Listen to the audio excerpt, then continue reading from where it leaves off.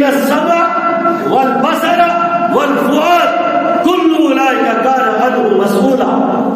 یہ جو تمہارا دیکھنا ہے، تمہاری آنکھیں ہیں، یہ جو تمہارے کان ہیں اور یہ جو تمہارا دل ہے، اس سے پوچھا جائے گا، سوال کیا جائے گا. بتا دیکھا کس کو تھا؟ کان سے سوال ہوگا. کان بتا کیا سنتا رہا؟ رب کا قرآن سنا، نبی کا فرمان سنا، اچھی بات سنی، نصیحت سنی، خیر خواہی سنی، بھلائی کی باتیں سنی، یا تو نے غیبت سنی، چغلی سنی، جھوٹ سنا، تو نے میوزک سنا اور اوریا موسیقی سنی؟ آنکھ سے سوال ہوگا. تو نے آیات الہی کا مشاہدہ کیا، تو نے رب کی نعمتوں کو دیکھا، تو نے قرآن کے اوراق کو دیکھا، تو نے نبی کے فرمان کو دیکھا، تو نے دین کو دیکھا، تو نے مسجد کو دیکھا. یا تو نے نامحرموں کے حسن کے نظارے کیے. اس دماغ اور عقل سے سوال کیا جائے گا. بتا تو نے کیا منصوبے بنائے؟ شیطانی منصوبے بنائے یا رحمانی منصوبے بنائے؟ ان پاؤں سے پوچھا جائے گا. بتاؤ مسجد چل کر گئے تھے یا مندر چل کر گئے تھے؟ ان پاؤں سے پوچھا جائے گا. میدان جہاد میں گئے تھے یا بت خانوں میں گئے تھے؟ ان پاؤں سے پوچھا جائے گا. دعوت اور تبلیغ کے لیے نکلے تھے یا رقص گاہوں کے لیے نکلے تھے؟ ان پاؤں سے پوچھا جائے گا. حلال روزگار کمانے کے لیے تم نے اللہ کے قانون سے محبت کرتے ہوئے، اس کا ادب و احترام کرتے ہوئے، اس کے مطابق کاروبار کرنے کے لیے نکلے تھے، یا تم نے سود کی آواز گاؤں کو بڑھاوا دینے کے لیے خود بھی اس میں گرفتار ہوئے تھے اور لوگوں کو بھی اس میں گرفتار کیا؟ ان ہاتھوں سے پوچھا جائے گا. بتاؤ کسی پر ظلم کیا تھا یا ظلم کرنے والے کے مددگار بنے تھے یا کسی مظلوم کی داد رسی کے لیے تو نے کسی کے سامنے ہاتھ ملایا؟ نوجوان سے پوچھا جائے گا. بتا تجھے جوانی دی تھی، تجھے زندگی دی تھی، کہاں گزاری، کیسے گزاری؟ رب کی اطاعت میں گزاری کہ یا رب کی نافرمانی اور بغاوت میں گزاری؟ ساری امانتیں اپنی جگہ پر، سب کچھ امانت ہے، لیکن آئیے آج میں آپ کو اس امانت کے متعلق بتاتا ہوں جو امانت رب نے سب سے پہلے آسمان پر پیش کی. آسمان نے اٹھانے سے انکار کر دیا. زمین پر پیش کی، زمین نے اٹھانے سے انکار کر دیا. پہاڑوں پر پیش کی، پہاڑوں نے اٹھانے سے انکار کر دیا. سر بکف پہاڑ جو ہے وہ سر بفلک آسمان کی بلندیوں کو چھونے والے پہاڑ جو ہے اس امانت کو اٹھانے سے انکار کر بیٹھے. کہا نہیں ہم تو اس کی ذمہ داری نہیں اٹھا سکتے. ایک انسان ہے جس نے اپنے ناتواں کندھوں پر اس امانت کو اٹھا لیا، لیکن اس امانت کا حق ادا، یہ وہ امانت ہے جس کی نسبت براہ راست رب العلا والکمال کے ساتھ. یہ وہ امانت ہے کہ جب اس امانت کو رسول خدا حضرت محمد عربی صلی اللہ علیہ وسلم کے حوالے کیا جاتا رہا تو پاک پیغمبر جو ہے وہ اس امانت کو اٹھاتے وقت بوجھ اور ثقل محسوس کیا کرتے. یہ وہ امانت ہے کہ جب پاک پیغمبر کے حوالے کی جائے تو سخت سردی کے موسم میں نبی پاک صلی اللہ علیہ وسلم کی مقدس پیشانی سے پسینہ جو ہے، پسینے کی بوندیں جو ہے وہ موتیوں کی طرح جلملا اٹھتی ہے. یہ وہ مقدس امانت ہے جو 1,00,000 سے زائد انبیاء کے حوالے وقتاً فوقتاً کی. یہ وہ مقدس امانت ہے جس کے متعلق رب کا قرآن کہتا ہے اِنَّا عَرَضْنَا الْأَمَانَةَ عَلَى السَّمَاوَاتِ وَالْأَرْضِ. ہم نے اس امانت کو آسمان کے سامنے پیش کیا، والارض زمین کے سامنے پیش کیا، والجبال پہاڑوں پر پیش کیا، فَأَبَيْنَ أَن يَحْمِلْنَهَا ہر کسی نے اس کی ذمہ داری لینے سے انکار کر دیا. وَأَشْفَقْنَ مِنْهَا ڈر گئے، کہا نہیں ہم اس کی ذمہ داری نہیں لے سکتے. وَحَمَلَهَا الْإِنسَانُ، انسان نے اس ذمہ داری کو اٹھا لیا۔ اللہ کہتا ہے إِنَّهُ كَانَ ظَلُومًا جَهُولًا، یہ بڑا ظالم اور بڑا جاہل ہے، یہ بڑا ظالم اور بڑا۔ تو معلوم ہوا سب سے بڑی امانت کیا ہے؟ رب کا قرآن۔ سب سے بڑی امانت کیا ہے؟ رب کا دین۔ سب سے بڑی امانت کیا ہے؟ نبی پاک صلی اللہ علیہ وسلم کی علمی اور عملی وراثت۔ سب سے بڑی امانت رب کا قرآن۔ کیا آج ہم نے قرآن پڑھنا سیکھا؟ آج ہم نے قرآن کی تلاوت کی؟ آج ہم قرآن کو کھول کر دیکھنے کے لیے، پڑھنے کے لیے، سیکھنے کے لیے، سمجھنے کے لیے، سمجھانے کے لیے وقت دے پاتے ہیں؟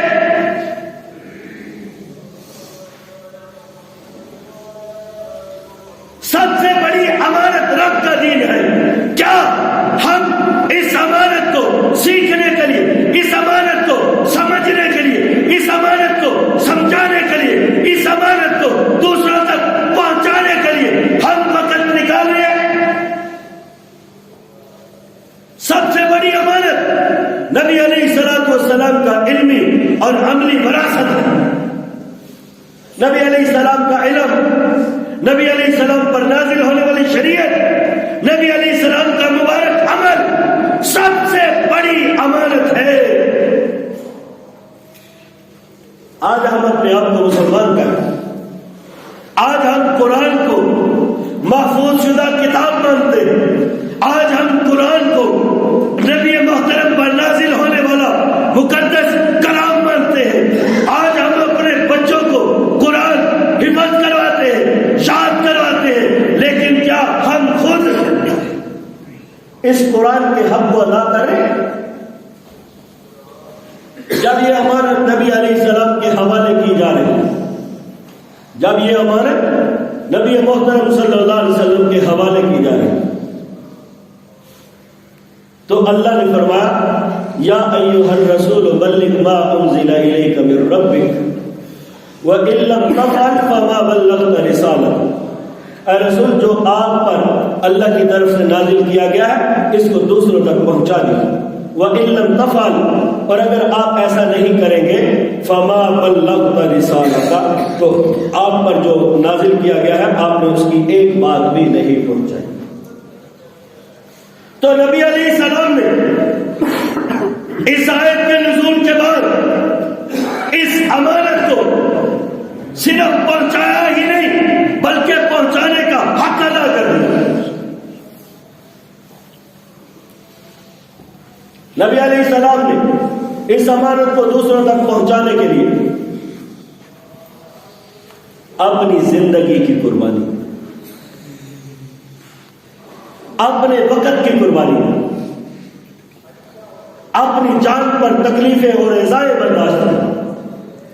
نبی علیہ السلام نے نہ دن دیکھا، نہ رات دیکھی، نہ صبح دیکھی، نہ شام دیکھی، نہ سردی دیکھی، نہ گرمی دیکھی، نہ موسم بہار دیکھا، نہ موسم خزاں دیکھا، نہ دوسروں کا سب و شتم دیکھا۔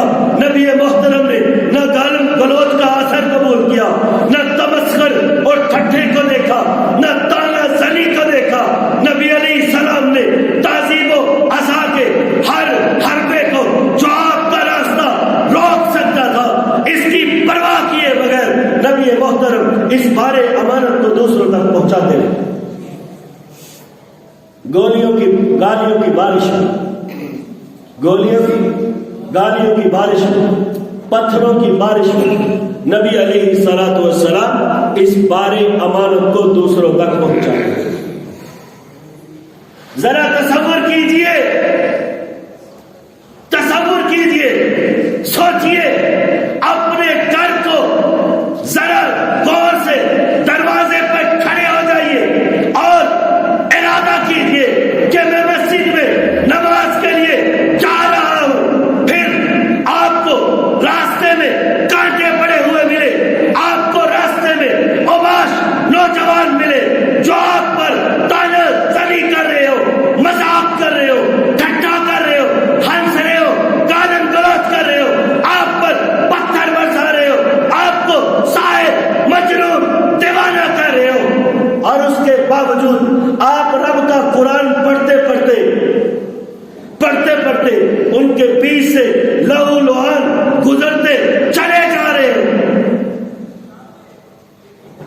نبی علیہ السلام کا راستہ کسی تعظیم و اذا نے نہ روک سکا. کوئی تعظیم و اذا رحمت دو عالم صلی اللہ علیہ وسلم کا راستہ نہ روک سکے.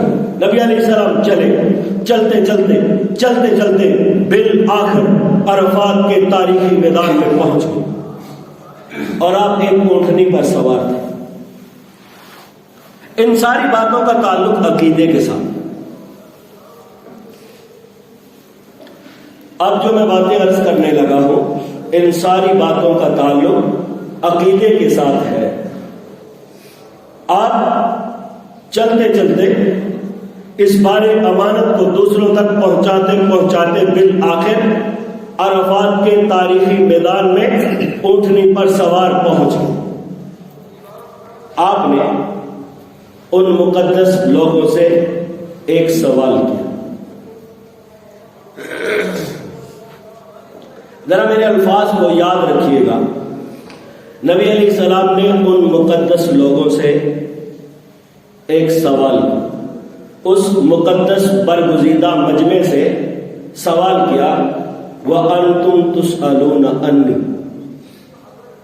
او لوگو تم سے میرے متعلق پوچھا جائے گا. تم سے میرے متعلق ہے پوچھا جائے گا. فما انتم قائلون. تم کیا جواب دو. فما انتم قائلون وانتم تسألون عنی. فما انتم قائلون. تم کیا جواب دو گے. قیامت کا دن ہوگا, تم سے سوال کیا جائے گا, بتاؤ محمد الرسول اللہ صلی اللہ علیہ وسلم نے اس بار امانت کو تم تک پہنچایا تھا کہ نہیں پہنچایا تھا. تم سے سوال ہوگا, پوچھا جائے گا, بتاؤ اس بار امانت کو پہنچانے میں محمد عربی نے کوئی کوتاہی کی تھی. وَأَنْتُمْ تُسْأَلُونَ عَنِّي. اور تم سے سوال کیا جائے گا. حضور نے فرمایا تم سے قیامت میں سوال کیا جائے گا, تم سے قیامت کے دن پوچھا جائے گا. لیکن میں محمد آج تم سے سوال کرتا ہوں. فما انتم قائلون. بتاؤ میں نے رب کے دین تمہارے تک پہنچایا ہے کہ نہیں پہنچایا. بتاؤ اس بار امانت کو تم تک پہنچایا ہے کہ نہیں پہنچایا ہے. قالوا نشهد انک. وہ سارے کے سارے مجمع نے, وہ مقدس جماعت نے, ان برگزیدہ ہستیوں نے, اس مقدس برگزیدہ جماعت نے بیک زبان پکار کر کہا تھا قالوا نشهد انک قد بلغت وادیت ونصحت. یا رسول اللہ صلی اللہ علیہ وسلم پہنچانے کا کیا معنی ہے. آپ نے تو پہنچانے کا حق ادا کر دیا. قالوا نشهد انك قد بلغت واديت ونصحت. آپ نے تو پہنچانے کا حق ادا کر دیا. اگلا جملہ ذرا غور سے سنی. پھر ایک بول کر کہتے یا رسول اللہ ہم میں تو وہ لوگ بھی موجود ہیں جنہوں نے آپ کو گالیاں دی. ہم میں وہ لوگ بھی موجود ہیں جنہوں نے سب کو شتم کیا تھا, جنہوں نے تانے دیے تھے, جنہوں نے تمسخر کیا تھا, جنہوں نے راستے میں کانٹے پکیرے تھے, جنہوں نے آپ پر گندگی پھینکی تھی. ہم میں وہ لوگ بھی موجود ہیں جو آپ کو ایذا پہنچاتے تھے. ہم میں وہ لوگ بھی موجود ہیں جنہوں نے آپ کو دھتکار دیا تھا. یا رسول اللہ صلی اللہ علیہ وسلم اس سب کے باوجود آپ نے ہمیں اپنے سینے سے لگایا. اس سب کے باوجود آپ نے ہماری راہوں میں پھول برسائے. اس سب کے باوجود آپ نے دین کی اس بھارے امانت کے نور سے ہمارے سینوں کو منور کرا. عقیدہ. اب عقیدہ آ گیا. جب صحابی نے بول کر کہا یا رسول اللہ اسلام قبول کرنے سے پہلے ہم بھی وہی لوگ تھے جو آپ کو ایذا اور تکلیف دیتے تھے, اس کے باوجود آپ نے ہم سے محبت کی, آپ نے ہم سے پیار کیا, آپ نے ہمیں اپنے سینے سے لگایا، آپ نے ہماری راہوں میں پھول بچھائے، آپ نے اس بار امانت کے نور سے، شریعت کے نور سے، دین کے نور سے، قرآن کے نور سے ہمارے سینوں کو منور کر دیا۔ تو نبی علیہ السلام نے آسمان کی طرف دیکھا، حضور نے آسمان کی طرف دیکھا، اپنی شہادت کی انگلی یوں اٹھائی، اور اٹھانے کے بعد نبی محترم نے وہ انگلی اس مقدس جماعت کی طرف اشارہ کرتے ہوئے ایک جملہ کہا، قالوا نشهد، حضور نے فرمایا اللہ، حضور نے آسمان کی طرف انگلی اٹھا کر اس مقدس جماعت کی طرف جو میدان عرفات میں اس وقت موجود تھی، اس کی طرف اشارہ کرتے ہوئے کہا اللہم اشہد، اللہم اشہد، اللہم اشہد، اے اللہ تو گواہ ہو جا۔ حضور نے کیا فرمایا؟ اللہ تو گواہ ہو جا، تو گواہ ہو جا، تو گواہ ہو جا۔ سن لے، آگے حضور نے کیا فرمایا؟ سن لے گواہی ان سچے لوگوں کی۔ حضور نے کیا فرمایا؟ سن لے گواہی ان سچے لوگوں کی۔ حضور کے سامنے میدان عرفات میں کون تھے؟ صحابہ کرام۔ اور آج جو صحابہ کرام پہ انگلی اٹھاتا ہے وہ حضور کے اس فرمان کی نفی کرتا ہے، مسلمان ہو نہیں سکتا۔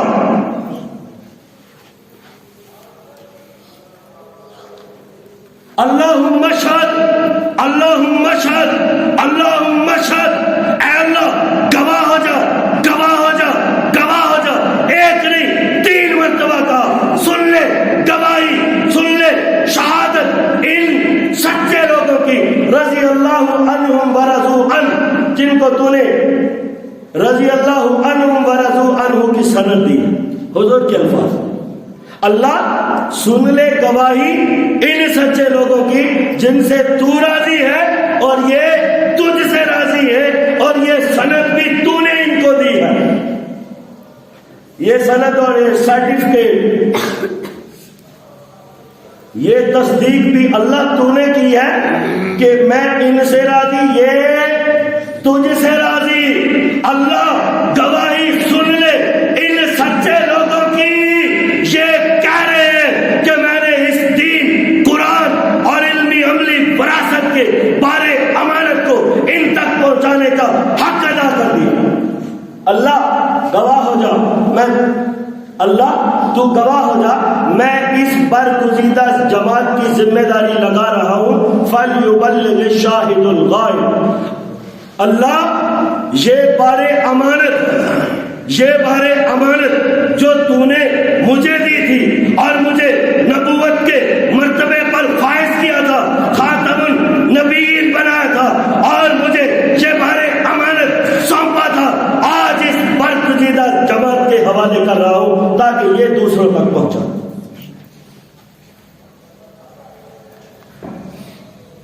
پھر صحابہ کرام نے اس بار امانت کو پہنچانے کا حق ادا کر،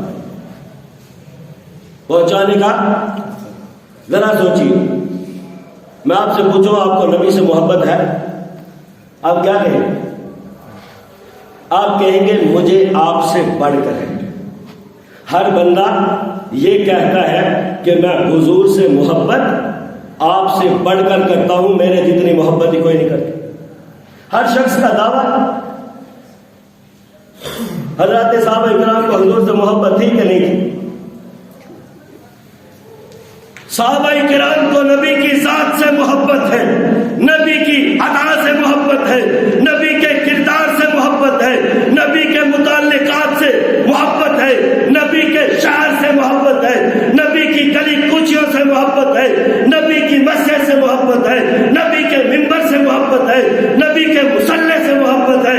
اس سب کے باوجود بتاؤ تو صحیح، تاریخ سے پوچھو تو صحیح، مدینے میں کتنے صحابہ کرام مدفون ہیں؟ پوچھو تو صحیح کہ مدینے میں کتنے صحابہ کرام موجود ہیں، آج بھی مدفون ہیں۔ اور اگر میں آپ سے پوچھوں کہ آپ نے کہاں مرنا چاہتے ہیں تو آپ کیا کہیں گے؟ میرا دل چاہتا ہے مدینے میں مر جاؤں اور دفن بھی مدینے میں ہو جاؤں۔ ہر بندہ یہ خواہش لیے پھر رہا ہے کہ مدینے میں مر جاؤں اور مدینے میں دفن ہو جاؤں۔ گناہگار سے گناہگار آدمی سے پوچھ کر دیکھ لو، اس کے دل میں یہ خواہش زندہ ہے کہ مدینے میں مروں اور مدینے میں دفن ہو جاؤں۔ لیکن صحابہ کرام نبی سے محبت ہے، نبی سے محبت ہے، متعلقات نبی سے محبت ہے، نبی کی اداؤں سے محبت ہے، نبی کی وفاؤں سے محبت ہے، نبی کے کردار سے محبت ہے، نبی کے حسن سے محبت ہے، نبی کے عمل سے محبت ہے، نبی کے اعمال سے محبت ہے، نبی کے علم سے محبت ہے، نبی کے شہر سے محبت ہے، نبی کی مسجد سے محبت ہے، نبی کے روزے سے محبت ہے۔ صحابہ کرام جب تک اپنے نبی کو دیکھ نہیں لیتے تھے چین نہیں آتا تھا، تڑپتے رہتے تھے۔ اس سب کے باوجود، اس ساری محبت کے باوجود حضرات صحابہ کرام میں سے چند ایک ہیں جن کی قبریں مدینہ الرسول میں ہیں، باقی کی قبریں مدینہ الرسول سے دور دور علاقوں میں، کوئی افغانستان میں ہے، کوئی پاکستان میں ہے، کوئی صومالیہ میں ہے، کوئی عراق میں ہے، کوئی شام میں ہے، دنیا کے دوسرے خطوں میں حضرات صحابہ کرام مدفون ہیں، اور مدینہ الرسول جس کے گلی کوچوں سے بھی ان کو محبت تھی وہاں پر چند ایک مدفون ہے۔ کیوں؟ وجہ کیا ہے؟ وجہ کیا ہے کہ حضرات صحابہ کرام نے حضور کی محبت پر حضور کے حکم کو غالب رکھا۔ وجہ کیا ہے کہ صحابہ کرام نے حضور کی محبت پر حضور کے حکم کو غالب رکھا۔ جتنے مرضی دعوے کر لو کہ میں عاشق، جتنے مرضی دعوے کر لو کہ میں عاشق، مجھ سے بڑا عشق کرنے والا کوئی نہیں۔ دیکھا جائے گا کہ عمل کیا ہے، دیکھا جائے گا کہ عمل ہے۔ ایسے ہی ہو گیا نا، ابا جی اور بیٹا دونوں بیٹھے تکرار کر رہے ہیں۔ ابا جی بیٹا بیٹھے دونوں آپس میں گفتگو کر رہے تھے تو ابا جی نے کہا بیٹا مجھے فلاں سے اذیت اور تکلیف پہنچتی ہے۔ بیٹے نے کہا ابا جی اب تک جو ہونا تھا سو ہو چکا، آج کے بعد کسی نے بری نظر سے دیکھا تو آنکھیں نکال دو، آنکھیں۔ آج کے بعد کسی نے آپ کی طرف ہاتھ بڑھایا تو ہاتھ کاٹ دو، آج کے بعد آپ کی طرف کوئی برے ارادے اور نیت سے چلا تو ٹانگیں کاٹ دوں گا۔ ابا جی نے کہا وہ تو تب ہے جب وہ کچھ کرے گا، یہ سب کچھ تو تب ہے جب وہ کچھ کرے گا۔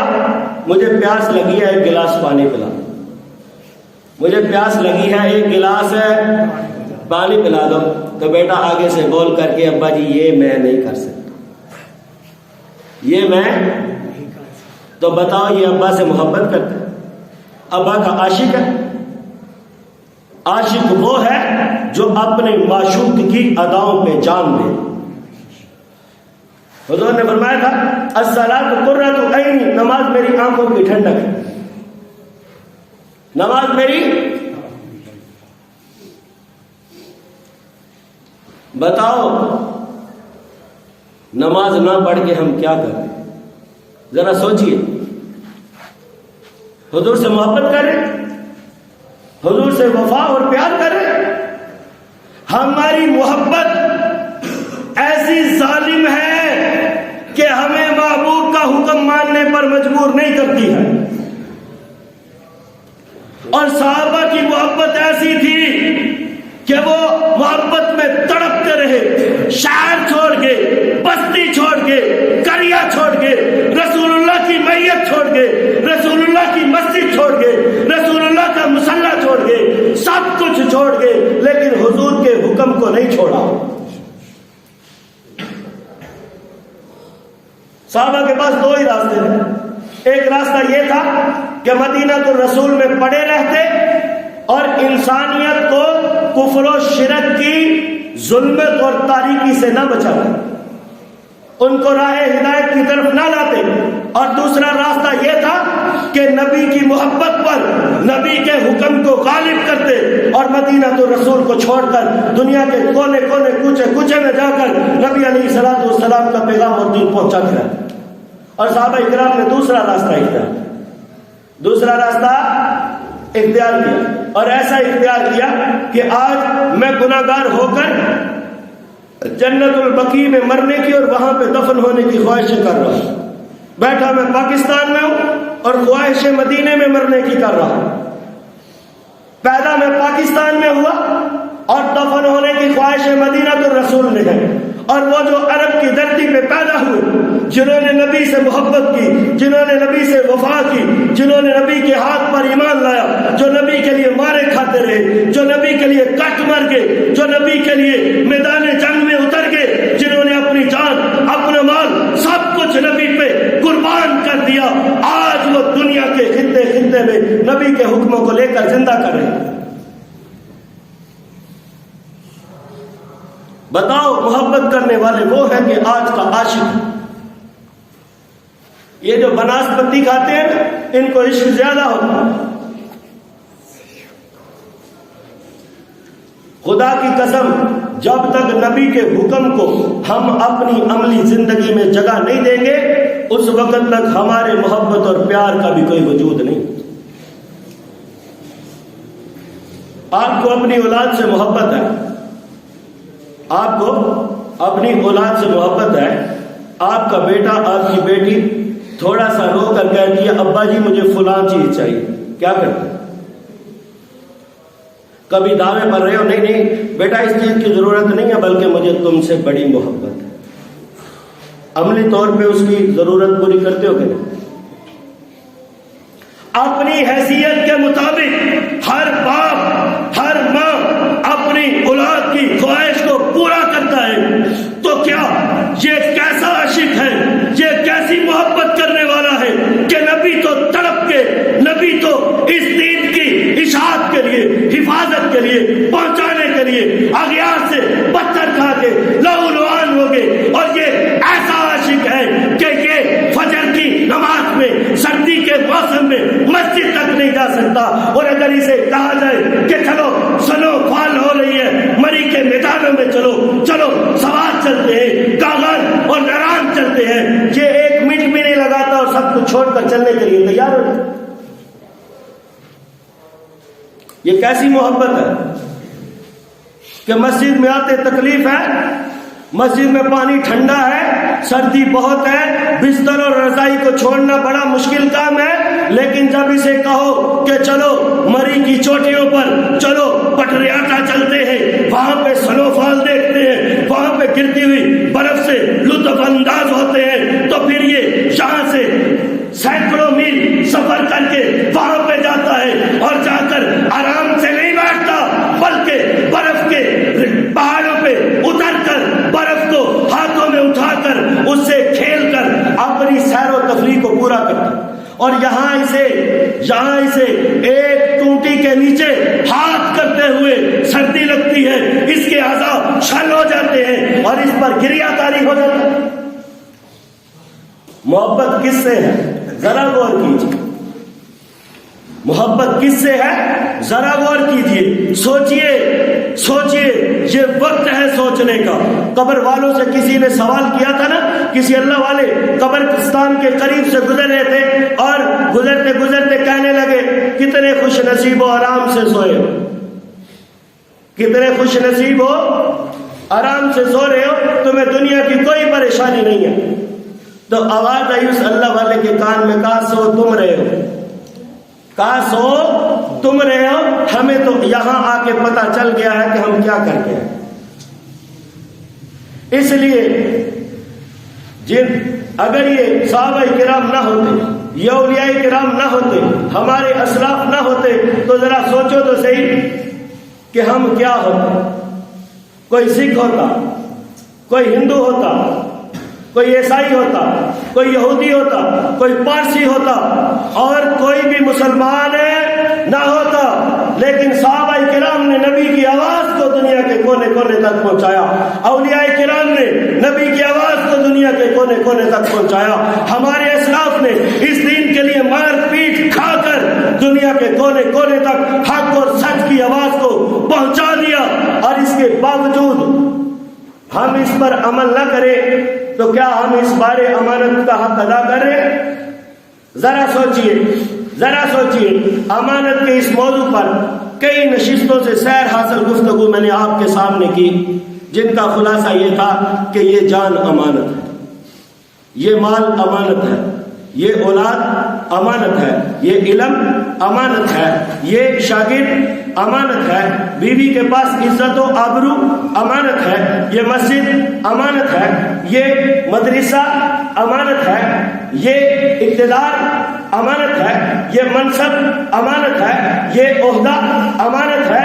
کوئی بھی ذمہ داری کسی انسان کے اوپر ہے تو وہ امانت ہے، اور گھر کا سربراہ گھر والوں کی رعایا پر امین ہے، محافظ ہے، وہ سارے کے سارے اس کی امانت اور حفاظت میں ہے۔ قیامت کے دن پاک پیغمبر نے فرمایا الا کلکم راع وکلکم مسئول عن رعیتہ، تم میں سے ہر شخص نگہبان اور محافظ ہے، ہر شخص سے اس کی رعایا کے بارے میں قیامت کے دن اس سے سوال کیا جائے گا۔